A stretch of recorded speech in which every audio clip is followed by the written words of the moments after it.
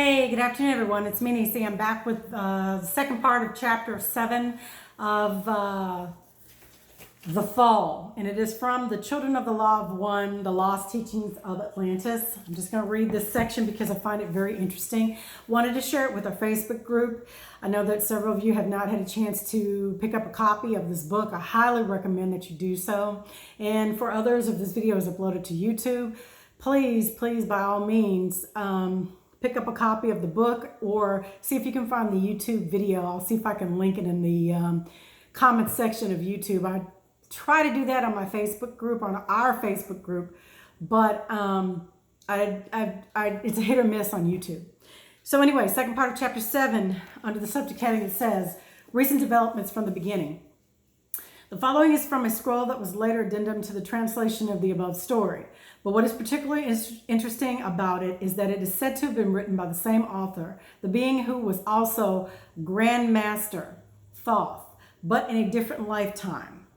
That same being was also known as Joseph or Yeshua, the son of Jacob, or Jesus or Yeshua in certain latter incarnations. As it is symbolized in the image, the forces of darkness and light, while in opposition, are in the movement within the one. In balance, this is a proper state of things in the universe. On the earth plane, however, the forces of dark and light are not functioning in this way. They are not in harmony within the one. Those of darkness predominate greatly and attempt to eliminate the light. They battle endlessly with love and peace on one side, hate and violence on the other. Balance there is not, but balance you can create. Such is universal law, the law of the one, and it ultimately prevails. Some in the future will claim that since it is all one, there is no right or wrong, no good or evil. But even though there is an element of truth, we are all one anyway, and thus none of this really matters. There is an important consideration. The lack of consciousness by some does create suffering and does create disharmonious vibrations within the one. When you are suffering, do not want a remedy. Do you not want help to stop? When you are suffering, do you not want a remedy? Do you not want help to stop? If you were suffering needlessly because of an illusion of good and evil, right or wrong, would you not want to have this pointed out and have assistance in finding a remedy? Thus is not the remedy good. Is it not right? Do you not care about the suffering of your brothers and sisters? As you have just heard, in days long gone by, Atlantis was split between the followers of darkness and the followers of light. Those who followed the way of the light were known to themselves and others, Atlanteans, as the children of the law of one, as it roughly translates. From the beginning, the darkness was on the rise in Atlantis. And finally, as you just heard, the repercussions of this came upon us. How? Transgressions against the law of one, fixed universal principle laws of the way it is, and against those of the earth's nature. What is it in harmony with the law, with the law of one, where everywhere great harm was done to the earth by the followers of darkness? Natural imbalances were created by them. A pillar of the law of one is that of cause and effect. Thus did these actions bring about the physical fall of Atlantis. The greatest of these natural imbalances were created by the drilling huge holes in the earth's crust down to the levels of the molten earth. The Babylonians used the very gross physical forces of the inner earth to generate their power. They used concentrated light energy beams, and this is the author's note, like lasers, to bore great holes in the earth. Remnants of them can still be seen in many places. Author's note, notably such as Florida, the Caribbean, and the blue hole of the Belize. Creating their power plants was much like making a series of unnatural volcanoes, and it resulted in great instability and seismic disturbances. Even though they were warned of the consequences, the Babylonians persisted in the unnatural activity. until it caused the earth changes that destroyed Atlantis and the Babylonians of that time. Before the final destruction of Atlantis, knowing the time, knowing the signs, those of us of the light went to many parts of the earth in order to continue our work. As time went on, branches of the tree were created, and as some of the other peoples of the earth learned from us the way of the law of one, branches of the branches sprang forth. Most of the still known spiritual traditions and religions of the world have descended from us. I'm going to read that one more time. Most of the still known spiritual traditions and religions of the world have descended from us. Though many are hardly recognizable from their origins, they are relatives, close or distant. Still, much confusion has risen. Some of these have become so distant and far from their beginnings that they are really instruments of the darkness now, while others have remained relatively true to their source and still serve the light. As was said earlier, during the exodus from Atlantis, many of us followed Thoth or Thoth to the land of Kim, now called Egypt. There he built the Great Pyramid and other temples and places of healing for purposes of completing our work, initiating the wise and enlightening the ignorant. The work of freeing the humanimals was continued there. Modern science has surmised that these great pyramids were built by workers over many, many years for the purposes of tombs. However, lacking any real facts from that time, these scientists make great assumptions and their conclusions are truly unscientific. So for those of you who really believe what they say, you need to read this book. These great structures were in fact built by Thoth, using forces he controlled with the help of the advanced technology aboard his terrestrial airship. For those of you who don't believe in extraterrestrials, there's your proof. Authors note a common Atlantean mode of transportation in the days of Atlantis was the terrestrial airship, which is what the ancient texts state, the Vedic texts, if I'm not remembering correctly. These vibratory forces could change molecular density so that the great stones could be made to float in air just as the wood floats in water.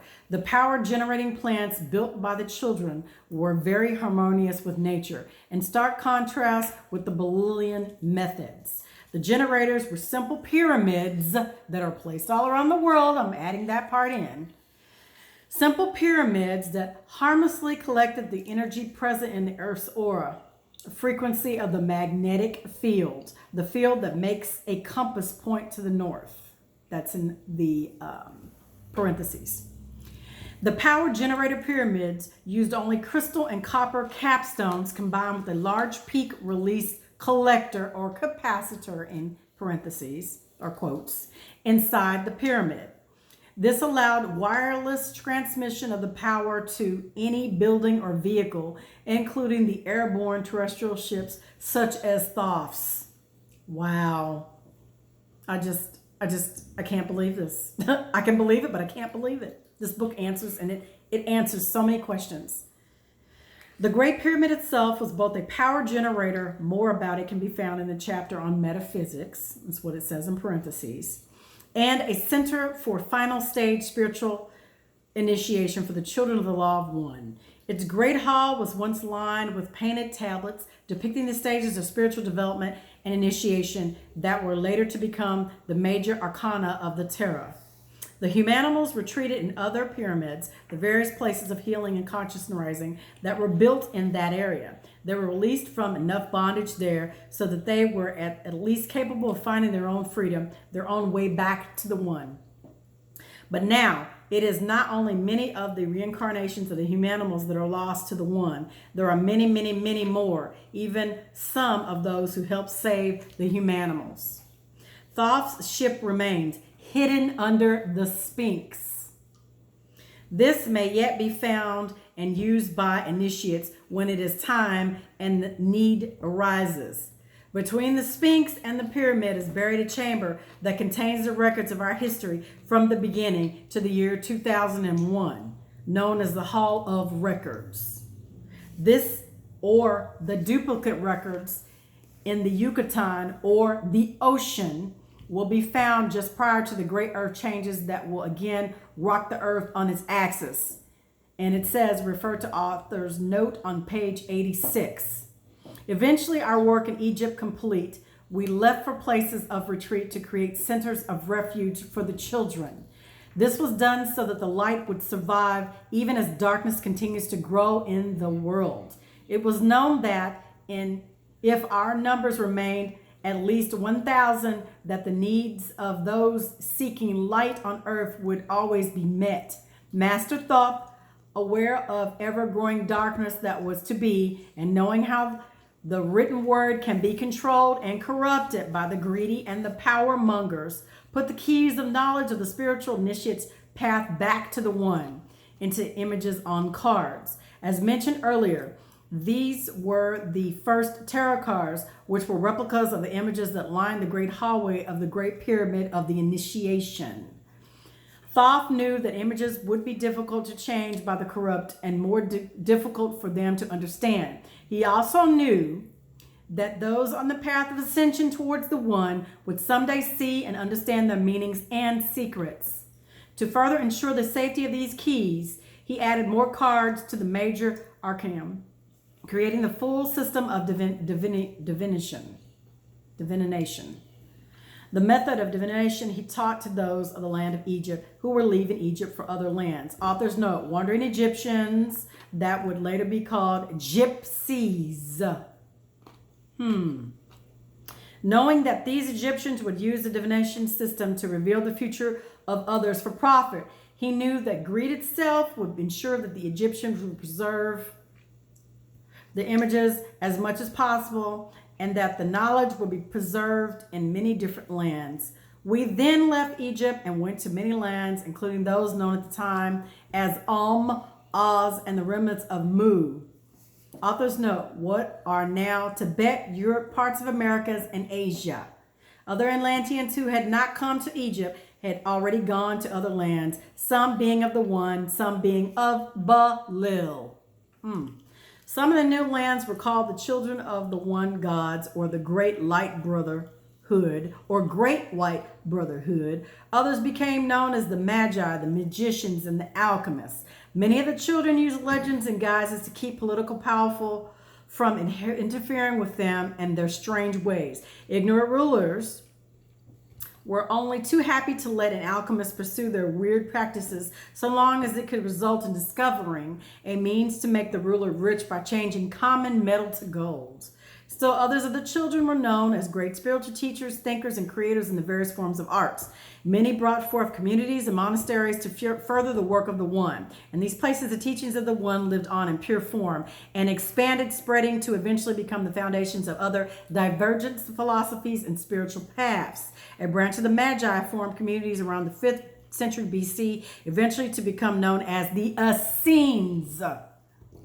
The purpose of the community was specific to live a strict spiritual life as pure and disciplined as possible in order to create offspring generations that would be of even higher consciousness in order to provide the ultimate physical vehicles for the final incarnations of the being that was Master Thoth and his soulmates. This later incarnation became known as Yeshua, or as we like to call him in the West, Jesus, in the male. That same being had more than 24 incarnations, beginning with one in Atlantis, which became the basis of the story of Adam and Eve, which was told in the sacred scriptures of several religions. More about that in a later chapter, it says in the parentheses. He appears in other places in these scriptures also, but his last physical appearance was as Jesus or Yeshua, in what became known as the New Testament, which he actually wrote much of himself, although much has been tampered with. He now exists on greater planes in a way we cannot understand with our earthly brains. End of addendum. Back to more recent info related to me from my own experiences and those of other adapts and true teachers. And in the next part, which is the last part I'm going to read, it says, near current events.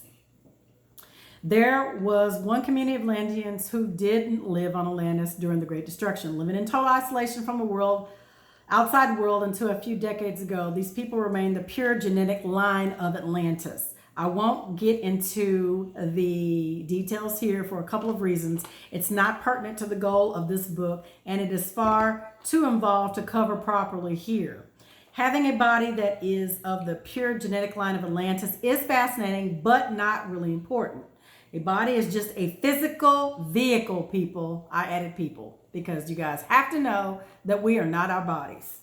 A body is just a physical vehicle. Adapt monks, the initiates of the children of the law of one, even though not genetically Atlantean children of the law of one, are still the pure line of totally keeping with the law of one via spirit and universal consciousness. This is what really matters. Okay, I just wanted to read that part to you guys. As I've stated in several videos with my son Alex, I'm not going to go into too much further detail right now. I want to make this video short, keep it short. I just wanted to read that section to you guys to give you something to think about, food for thought, and for you guys to chew on that. I know some of you may not believe what is written in these pages, and I say you question everything and study thyself approved. But if you've done the research on multiple religions and also the extraterrestrial UFO phenomena and major other conspiracy theories and topics and things that you have questioned over your lifetime, then this book will help clarify quite a bit of that. I say, as I've said in many videos previously, we are all running out of time. If we have gotten to this point in our understanding of what we are, who we are, and where we come from, then it is high time for us to make a change and make a choice for us to move towards that path. And I say, I can't tell you guys what to do. It's all up to what you want to do and what you want out of this life. I just want you guys to remember one thing. I want you all to rest in peace, love, and power. And listen to these words, replay this video as often as you can, and go in a dark room, sit in silence, and meditate. Think about the things that you need to do and ask the Creator to show you the way. You guys have a great afternoon. Thanks for joining me. Bye.